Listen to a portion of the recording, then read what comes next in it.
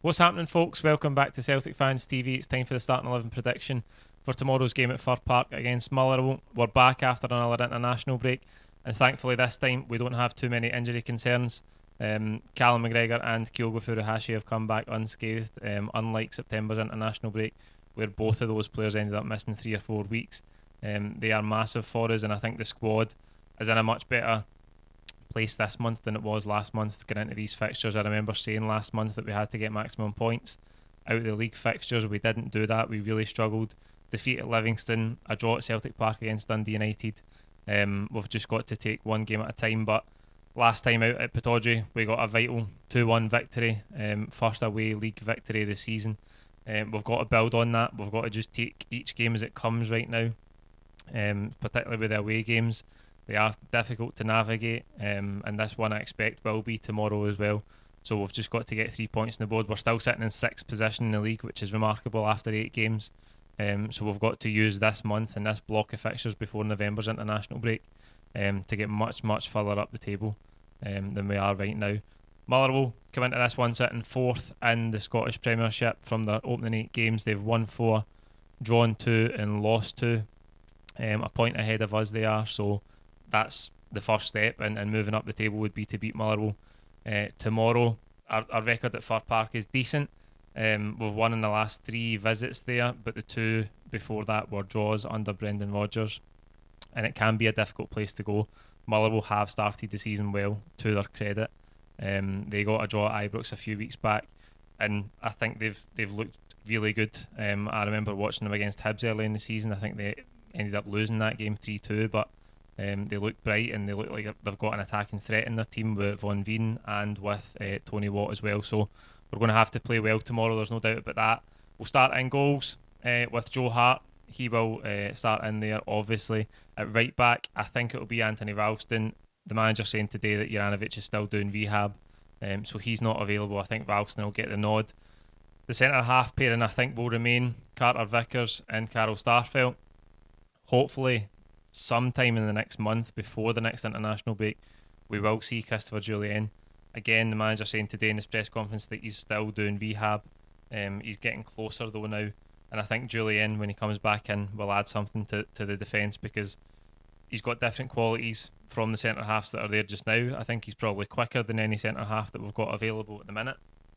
So it's going to be interesting to see when he's back fully fit who he comes in for, or if he'll start on the bench for a spell. I know he's been out a long time, so that might be a factor there for the manager, but I would expect Jullien to come in for Starfelt, I would say, but we'll need to wait and see with that one. At left back, I don't think Greg Taylor's back available yet. He did have surgery on that shoulder injury.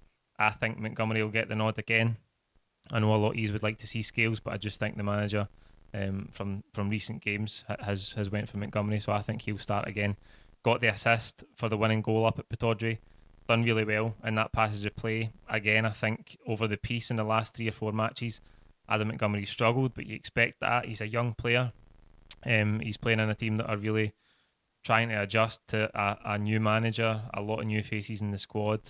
He's being thrown in at the deep end, so you can expect that, but I think he'll get the nod tomorrow, and he's just got to try and bring a higher level of performance than he did for the most part in the last 3 or 4 games.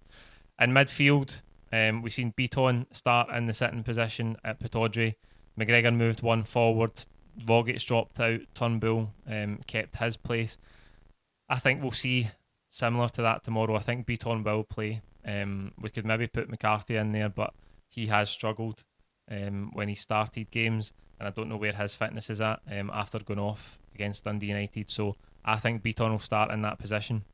One of the main reasons for that is that Tom Rogic coming back from Australia, I don't think we'll be wanting to start him in this game. He didn't start at Pittodrie. He's had a long journey back. I know that he played against Kyogo Furuhashi, and to nobody's surprise, he will be the striker in this team, but I think Rogic is different. We know what he's like in terms of his fitness, and I think after coming back from a trip away with Australia, we'd be better to put Beaton in there. Even though I'm not near Beaton's biggest fan by any means, But I think allowing McGregor to move forward one. McGregor's so good that he can play anywhere really in that midfield. So he'll move up one. I think David Turnbull will obviously keep his place. He went away with Scotland, didn't play any minutes at all, I don't think, from what I've seen in the Scotland games, if I can remember rightly. So he'll come back in against his old club. It'll be the first time he's played at Fir Park against Motherwell with supporters in the stadium. So it's going to be interesting to see how he performs if he starts tomorrow. On the right hand side, I think it will be Leo Abada. He played some part for Israel against Moldova the other night, and he's been hot and cold so far, but he's got a brilliant habit of scoring goals. He is a young player. We've got to be patient. Most wingers are inconsistent, but I think he's got real raw quality there, and he'll keep improving with all of these games that he's playing. Forrest isn't back yet. He's another one that's still doing rehab in terms of his injuries. When he comes back, it's going to be interesting to see if Abada goes out of the team or if Forrest has to earn his place back in it. Forrest is another player who has been really inconsistent at times over his whole Celtic career, and those injuries are really hampering him the last couple of years, James Forrest. So I think Abada will definitely start tomorrow. It'll be Felipe Jota on the left-hand side, probably the brightest player in the last 3 or 4 matches, probably the highlight of the last that last block of games where we really struggled. Jota was probably the standout for us. Got us the winning goal at Aberdeen. Played really well in that game. Looks a constant threat. I expect the same from him tomorrow. Again, if he can just add more assists and more goals, as he did up at Pittodrie, he's going to be a real asset for us this season. And as I mentioned earlier, up top it'll be Kyogo Furuhashi. Giakoumakis has been training in the last fortnight, trying to get himself up to speed. The manager talked about him in his press conference today, but I don't think there's any chance that anyone apart from Kyogo will start this game tomorrow. He is, alongside McGregor, the most important player for this Celtic team, and he gives us such a different dimension from an attacking point of view. So I think he's got to start. For me, that's the team I think the manager will go with for tomorrow. Like this video, comment with your own thoughts below. Please don't forget to subscribe if you haven't already. We'll be back tomorrow with all of the match day content from Fir Park and then the post-match pint from Malone's as well. So join us for that. And wherever you're watching the game tomorrow or if you're going, I hope you enjoy it. Mono Hoops.